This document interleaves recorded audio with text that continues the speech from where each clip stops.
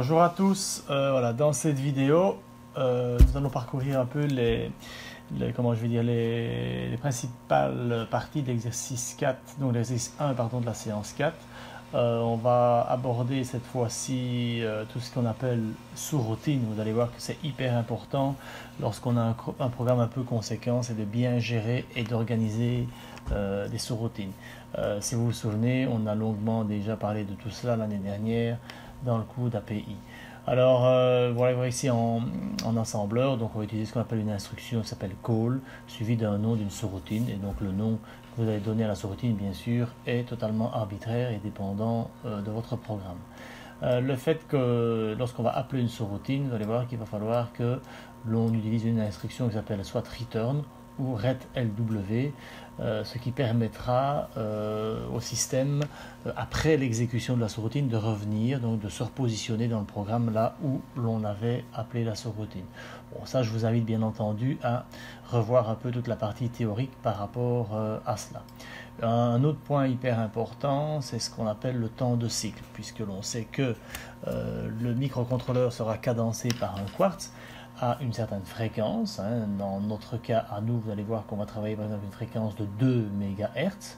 Et suite à tout cela, vous allez voir qu'il va y avoir ce qu'on appelle un temps de cycle. Ça veut dire que chacune des instructions est cadencée à l'aide ou grâce à ce quartz. Et vous allez voir, si vous allez voir dans la théorie du microcontrôleur de chez Microchip, chaque instruction utilise en réalité 4 cycles de l'oscillateur pour réaliser une instruction. Donc ce qui veut dire que si vous avez dans l'exemple ici un quartz de 4 MHz, vous allez voir que chacune des instructions sera cadencée à une fréquence de 1 MHz. Voilà, donc ça c'est une donnée qui est constante. Alors pourquoi je vous parle de tout cela ici? C'est parce que dans le microcontrôleur, en tous les cas dans l'exercice ici de la séance 4, vous allez devoir faire clignoter une LED à une certaine fréquence, notamment je pense ici que c'est 1 Hz, donc il faudra laisser la LED allumée pendant 500 millisecondes et éteindre la LED pendant 500 millisecondes. Donc ça veut dire que pour permettre cela, il va falloir qu'on crée ce qu'on appelle des temporisations dans le microcontrôleur. Alors, enfin plutôt dans le programme. Donc il y a différentes manières de le faire. On va aborder ici quelque part peut-être la plus simple, mais vous allez voir que c'est de loin la plus efficace. Il y a d'autres techniques, mais qui seront vues plus tard. En tous les cas, on va d'abord commencer par cette première technique. Donc je vous laisse bien entendu le soin de lire ça. Donc en tous les cas, l'idée, c'est qu'une temporisation, c'est que l'on va consommer un certain nombre de cycles à ne rien faire et s'arranger pour que ce nombre de cycles en question vous donne le temps, le laps de temps que vous avez envie que votre microcontrôleur finalement se mette à ne rien faire pendant un certain laps de temps. C'est là que ici vous avez toutes sortes d'explications par rapport à tout ça. Donc l'idée en réalité, on va réaliser des boucles même imbriquées. Vous allez comprendre pourquoi, parce que nous n'avons pas assez, comme on travaille en 8 bits, on ne peut manipuler que des valeurs de 0 à 255.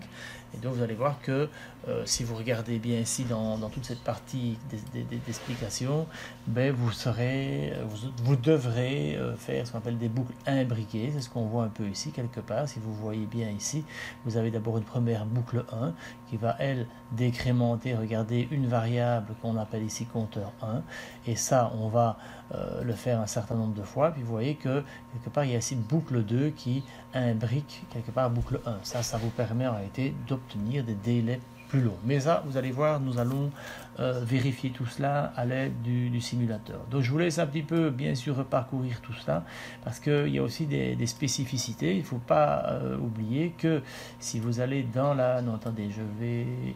Ici, il faut que je reprenne... Non, je vous invite à aller voir dans la liste d'instructions résumée, et vous allez voir que certaines instructions prennent un cycle machine ou deux, tout dépend un petit peu ce qu'elles exécutent. Donc vous allez voir que les instructions, notamment où il y a un saut, en fonction notamment comme le DEC FSZ, vous allez voir qu'en règle générale, lorsqu'elle décrémente, elle utilise un seul cycle machine, et lorsqu'elle fait un saut, elle utilise 2 ou voire 3 cycles machine en fonction des instructions qui suivent cette instruction DEC FSZ. Comme ça, je vous laisse aller voir dans notamment donc, le jeu d'instructions. Vous allez aller voir pour chacune des instructions le détail de tout cela. Et donc, il est clair que ce nombre de cycles que l'instruction a besoin est capital pour pouvoir justement déterminer le temps total nécessaire, ou le nombre de cycles total nécessaire pour obtenir finalement la temporisation que vous avez besoin. Je poursuis légèrement, donc là de nouveau je vous laisse, il y a toutes sortes d'explications par rapport à tout cela, et ça vous permettra ainsi de mieux comprendre le but de l'exercice. Alors ici je passe rapidement aussi en revue le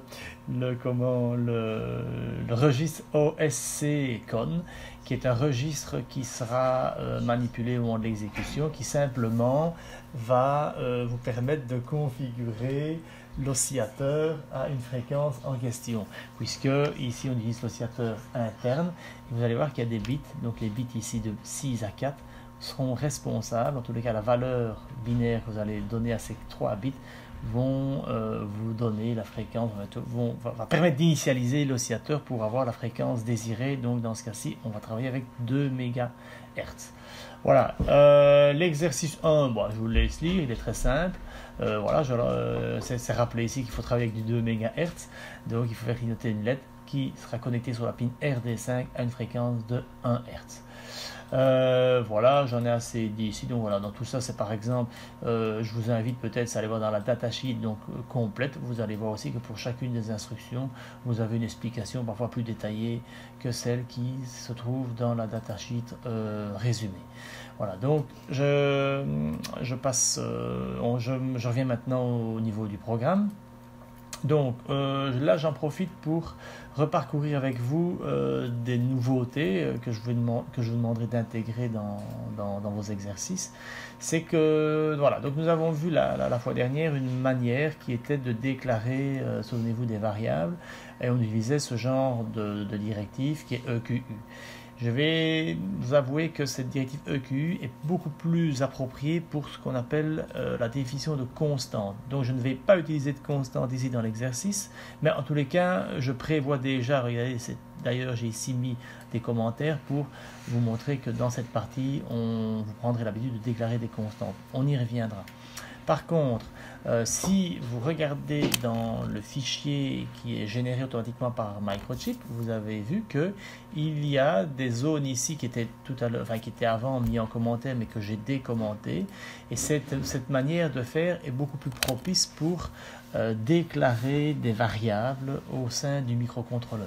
Alors, je vous explique simplement, il y a deux manières de le faire, par la directive UData ou UData ACS. La différence entre les deux, c'est que UData, c'est pour déclarer des variables dans n'importe quelle banque. En l'occurrence ici, c'est un exemple qui est donné. Je vais déclarer des variables dans la banque 1, puisque c'est à l'adresse 100.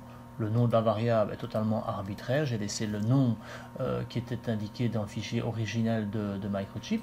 Par contre, vous avez ici en dessous UData _ ACS. Ça, c'est pour vous permettre de déclarer des variables dans la zone Access Bank. C'est une zone qui est intéressante puisque dans, pardon, pas Access Bank, excusez-moi, la zone tout simplement Access. Puisque cette zone, je vous le rappelle, ne tient pas compte de la banque qui a été sélectionnée. Donc le but dans les exercices, tant qu'on a suffisamment de place, puisque je le rappelle, on a de la place de 0, je pense, jusqu'à 5F, il faut les revoir dans le tableau de la datasheet. Et donc là, du coup, vous allez déclarer ici des variables dans cette zone qui sera plus facilement accessible. Ces trois variables-ci que j'ai laissées, qui étaient déjà mises en commentaire dans le document d'origine, je n'en parle pas trop pour le moment, mais pour l'instant, elles ne nous ennuient pas. On leur réserve bien sûr un espace, mais ça n'a aucune espèce d'importance pour l'exercice.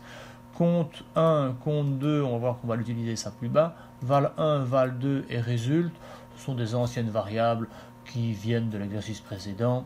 Ben, ça ne nous ennuie pas non plus pour l'instant.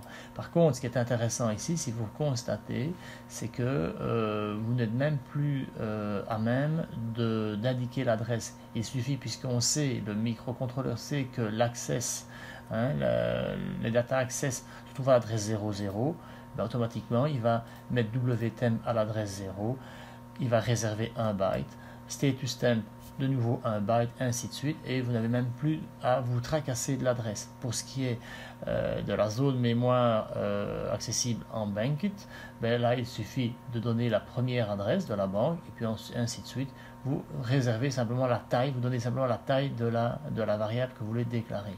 Donc c'est beaucoup plus pratique. Un autre avantage de ça, on va le voir lorsqu'on va simuler, c'est que vous allez pouvoir alors aussi insérer ces variables-là dans la partie watches ou variables pour justement en voir le contenu.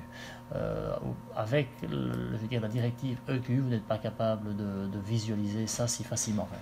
Voilà, donc tout ça sont des avantages.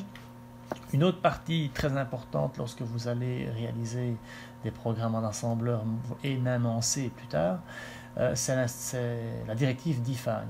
Alors la directive define est un peu équivalente à la EQU, si ce n'est que avec define vous pouvez écrire plusieurs choses. En fait, simplement le define. Si vous faites define trled, partout où vous allez utiliser trled dans votre programme, le compilateur va remplacer trled par tout ceci. Et ça vous permet comme ça aussi de faciliter les choses. Donc c'est simplement pour remplacer le trled par le contenu réel. Alors pourquoi je fais ça ici? Puisque dans l'exercice, il vous est demandé de connecter une LED à la pin RD5, plutôt que de faire un BSF espace LATD espace RD5, il vous suffira de faire un BSF espace LED. Je crois que ça c'est beaucoup plus explicite dans votre programme. Là je vais rapidement vous le montrer ici. Vous voyez BSF LED. On va voir bien sûr ça c'est la temporisation que vous allez devoir réaliser. BCF LED, donc ça permettra simplement d'allumer la LED et d'éteindre la LED. Donc je trouve que ça c'est plus parlant. Alors j'ai fait la même chose pour le tris, et donc simplement je mets trled. Voilà, vous l'avez je pense compris. Donc ça ce sont les nouveautés que j'aborde ici par rapport aux exercices précédents. Là ici ça ne change pas, le GoToInit. Vous retrouvez bien sûr ici dans la partie main du code. J'ai ajouté aussi ici une partie en commentaire pour vous demander, c'est une règle qu'on va maintenant suivre par la suite, c'est d'écrire les sous-routines juste à cet endroit. Donc j'ai ici, regardez, j'ai mis sous-routines diverses, et notamment ici, vous allez voir que bon, j'ai placé la sous-routine temporisation. Donc là, on y reviendra plus tard. On retrouve bien sûr la partie init, ça ne change pas. Donc là, vous voyez que la première ligne, je mets simplement la pin de la diode D5 en sortie grâce à BCF trisled. Donc je le répète, quand le compilateur va passer sur trled, il va remplacer trled par trisd espace RD5. BSF, OSCOM, 6, etc. Ça, je vous envoie à la datasheet qu'on a vu juste un peu auparavant. Ça, c'est pour configurer l'oscillateur. Et ici, je vais simplement vous montrer un petit exemple bien fait pour pouvoir tester et valider vos temporisations. Donc ici j'ai simplement moi fait une petite boucle où je reprends la même philosophie reprise dans le document. Donc je reviens ici au-dessus, regardez dans le document où là on vous explique comment réaliser des boucles avec un certain nombre de cycles pour faire des temporisations. Mais ici en fait j'ai fait une toute petite boucle. Simplement on va voir un peu le rôle, mais elle ne sera pas utilisée dans le programme, c'est justement pour illustrer tout ce que je viens de dire. Donc j'y reviendrai un petit peu après. Ben, le start, regardez, ben, on fait l'exercice, on va allumer la LED, on attend un certain temps, donc là on va faire un call de la tempo, donc ça c'est une sous-routine, donc on va rester un certain temps dans cette sous-routine, on en sort, on fait cette ligne-ci, on réappelle la sous-routine et ainsi de suite, ce pour faire clignoter la LED. Alors vous avez bien sûr pour vérifier tout cela des outils encore supplémentaires qu'on n'a pas encore abordés. Ah mais peut-être j'oublie, peut-être avant d'aller plus loin, puisque ici vous allez réaliser des temps d'attente relativement longs, de l'ordre de 500 millisecondes. Ben, c'est peut-être pas long pour l'échelle humaine, mais pour le microcontrôleur c'est très long. Donc il y a ici une ressource, je ne sais pas si ça a été vu au cours théorique, mais vous avez un watchdog qui est intégré au système, et le watchdog ça vous permet en fait d'éviter quand vous avez des programmes conséquents, si pour une raison ou l'autre le programme plante parce qu'on va dans une boucle infinie ou des choses comme cela, mais pour ne pas que votre microcontrôleur soit stoppé à tout jamais, il y a dedans ce qu'on appelle le watchdog, qui est littéralement un chien de garde, qui va vous permettre en fait d'être attentif à cela. Et si on se rend compte qu'on est bloqué trop longtemps à un moment donné dans le programme, il va en fait générer un reset. Nous aussi ça nous ennuie parce qu'on ne va pas ici l'utiliser. Alors pour permettre cela, il faut de nouveau paramétrer le pic au moment de la programmation grâce au fichier config.inc qui se trouve ici. Et là vous voyez que vous avez à cette ligne-ci config G2H, enfin config 2H, vous avez ici le watchdog enable. Vous voyez le watchdog timer enable bit. Je vous demanderai ici de le placer ici à off. Probablement que chez vous il est à on. Donc là je vous demande de le mettre à off et de sauvegarder votre fichier. Voilà, ça c'était une petite parenthèse. Maintenant je vais lancer comme à l'habitude la simulation. Vous allez voir qu'il y a un outil extra qui vous permet aussi de simuler le timing. Pourquoi? Parce que comme ici on doit bien veiller à ce que la tempo soit de l'ordre de 500 millisecondes, vous allez devoir le vérifier. Alors pour cela il y a un outil supplémentaire qui se trouve dans Windows, Debugging, vous voyez ici là, et attendez, oh là là, attention, parfois c'est un peu capricieux. Debugging, ben, allez. Et vous avez ici, regardez, Stopwatch. Si vous cliquez ici dessus, vous avez cet onglet supplémentaire qui arrive et ça va vous permettre en fait de comptabiliser tous les cycles machines qu'il y a eu entre deux points du programme et de vous afficher comme ça le temps ou le nombre de cycles qui se sont écoulés. Il y a quand même à cela une petite configuration à faire, puisqu'il faut bien entendu informer le simulateur avec la fréquence à laquelle vous travaillez. Vous allez dans ce cas-ci, séance 4, exercice 1, clic droit toujours, Properties. Oui, donc là, oui, le fait c'est que mon simulateur est déjà lui ici activé, donc je vais ici faire Cancel, je vais stopper mon simulateur, je reviens ici dans Properties, et là, donc, vous, bien sûr, vous sélectionnez Simulateur, et une fois que vous avez le simulateur de sélectionner, vous avez ici dans la partie Simulator, et là vous voyez que vous êtes en mesure de configurer la fréquence. En fait, attention que c'est la fréquence non pas du quartz, mais c'est la fréquence de cycle machine. Donc, je vous le rappelle, on travaille à 2 MHz divisé par 4, ça vous fait 500 kg, donc 0,5 MHz. Donc là, vous sélectionnez ceci-là, vous faites Apply, vous faites OK. Donc ainsi, le système pourra, je vais dire, fonctionner avec une base de temps correcte. Je relance ici ma compilation, plutôt l'exécution du simulateur. Vous voyez que j'ai moi mis explicitement un breakpoint à la partie init, donc ça, je veux dire, ça ne change pas. Vous poursuivez votre programme, donc là vous configurez votre registre OS-Secon.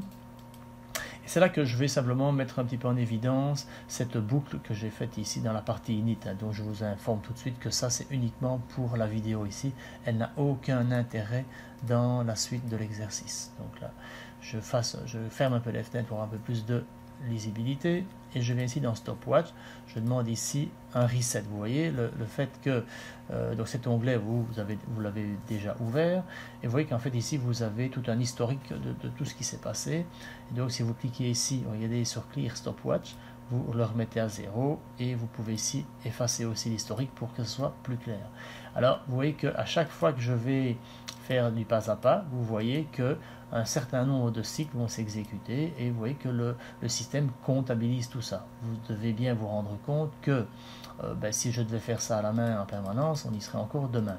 Et donc, puisqu'on va simplement décrémenter ici compteur 1, et ce jusqu'au moment où il atteigne la valeur 0. Alors ce que je voulais vous dire aussi tout à l'heure, c'est que ce qui est sympa maintenant, c'est que si vous placez sur compteur 1, comme on l'a déclaré d'une manière plus adéquate, vous voyez que d'une part, on vous indique l'adresse qui est à l'adresse 03, ça c'est pas très important pour vous. Par contre, ce qui est important, c'est de voir sa valeur en temps réel. Et dans ce cas-ci, regardez FC. Si je continue encore un cycle machine ou deux, voilà, vous allez voir que compteur 1, regardez, a changé de valeur.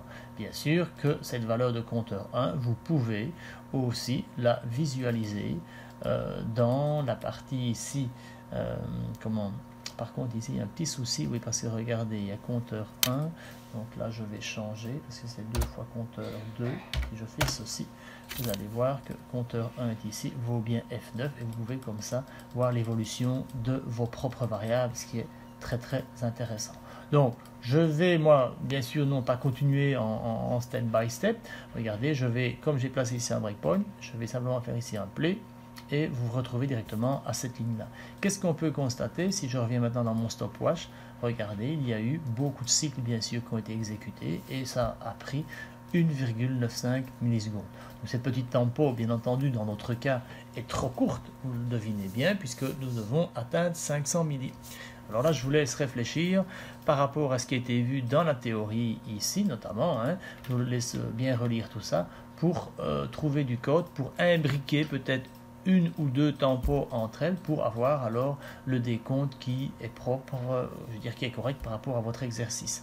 Moi ici simplement je vais vous montrer la partie principale. Alors je vous avoue que je ne vous montre pas l'entièreté de la tempo parce que bon c'était vraiment important que vous puissiez vous la réaliser vous-même. Je pense que le principe vous l'avez compris. Alors ici regardez, je continue mon programme. Là vous allez voir, j'appelle la tempo, donc là on va éteindre la LED, je réappelle la tempo, je continue et ça vous l'avez compris. Donc si on exécute le programme indéfiniment, la LED va clignoter. Ce qui est intéressant maintenant de voir, c'est de s'assurer que la fréquence de clignotement est bien de 1 Hz. Pour ce faire, on est d'accord qu'il faut qu'on allume la LED pendant 500 milli, qu'on l'éteigne pendant 500 milli et qu'on recycle le système. Et là vous voyez, donc j'ai de nouveau reseté mon stopwatch. Je vais simplement maintenant exécuter en step, j'insiste bien, le step over c'est important parce que là le step over il fait du pas à pas, mais lorsque vous tombez sur un call, ce qui est génial c'est qu'il exécute, il appelle la sous-routine, il exécute complètement et il s'arrête lorsqu'il a terminé la sous-routine. Et là vous voyez que le temps que a mis, ou plutôt l'instruction call, on est rentré dans la tempo, donc la sous-routine tempo, et regardez, il y a eu 250 838 cycles machine, ce qui vous donne un temps de, ici, 500,1 millisecondes, enfin 501 millisecondes, 676 exactement. Alors, vous êtes quand même bien d'accord que là, à 1 milliseconde près, à l'œil humain, on ne va jamais détecter que on n'est pas à une fréquence de 1 Hz. Et là, vous voyez que, dans certains cas, le 1 milliseconde pourrait nous ennuyer parfois pour certains programmes. Mais là, c'est pour ça que je vous disais que tout à l'heure, la méthode de faire comme ça, ce genre de boucle imbriquée, etc., est une méthode qui n'est pas difficile à mettre en place, mais qui n'est pas, si vous voulez, une méthode la plus précise et la plus optimale, mais on ne peut pas en parler ici dans le cas de cette partie d'exercice, c'est un peu trop précoce. Jouerait-il là maintenant, si je reviens également, souvenez-vous de l'IOView, ça vous savez où le retrouver. Vous allez voir que si je vais maintenant dans le port, regardez bien ici, RD, le port D, en l'occurrence la pin D5, voilà, attendez, vous allez voir ici qu'en exécutant mon programme, en pas à pas, vous pouvez constater ici que les bits du port D vont changer, vont osciller, vont clignoter, et ça, si vous regardez dans stopwatch, tout ça on va le resetter, vous voyez, donc il va clignoter, hop, toutes les, vous voyez, 500 milli, on voit vraiment bien ici que on va clignoter toutes les 500 millisecondes, voilà. Donc ça vous permet comme ça, donc on a abordé dans cette partie-là quelques nouveautés, notamment, je reviens, c'est sur la déclaration de variables. Donc je vous demande vraiment d'utiliser ce genre de technique parce que c'est celle vraiment stipulée dans la doc de l'assembleur. Bon, alors on voit aussi que ça apporte quand même un certain avantage. Donc j'y reviendrai sur les déclarations de constantes, on en reparlera. Les define, c'est quelque chose d'hyper important. Et pour le restant, n'oubliez pas, voilà, bien sûr, la gestion des sous-routines, ainsi que la partie init, tout ça, ça ne change pas. Voilà, donc comme à l'habitude, je vous invite vraiment à vous entraîner, à manipuler tous ces outils, ces aides au développement, donc ces aides au débugage, parce que c'est vraiment tous des outils qui ont été développés par Microchip. S'ils ont développé ça, c'est pas, je veux dire, c'est que ça a une utilité, et vraiment c'est vraiment de l'exercice, c'est pas quelque chose qui s'apprend par cœur, c'est vraiment quelque chose que vous devez manipuler fréquemment pour acquérir des réflexes et une certaine habitude. Voilà, je vous souhaite un bon travail, une bonne lecture et à bientôt.